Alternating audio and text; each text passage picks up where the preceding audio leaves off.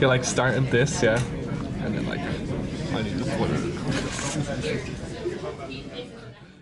All right, go.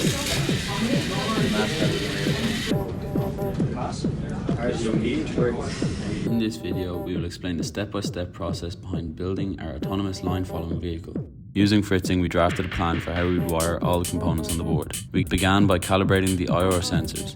These sensors detect the contrast between different coloured surfaces, and in this case, white and black. Next, we wired the H-bridge, which allows us to control the motor's direction and speed, while also amplifying the 5 volts provided by the Arduino to the 7.2 volts required by the motors. We then wrote simple test commands to make sure the buggy could move in all directions. After this, we moved on to coding the logic for the line following. When an IR sensor is on a black part of the track, the motor corresponding to that sensor will go, and then when the IR sensor detects white, the corresponding motor will stop until it detects black. Next, we began calibrating the US sensor to detect objects in front of the buggy.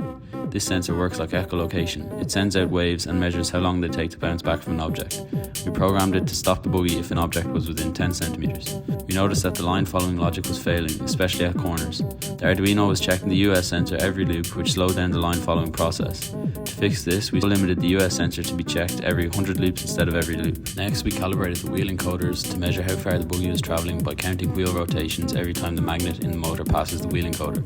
Because the wheel encoders were close together, we had to account for that and divide their readings by 6 to get accurate measurements. To control the buggy remotely, we created a graphical user interface, GUI, using processing. The buggy acted as a server and our GUI was the client, which were both connected via a mobile hotspot.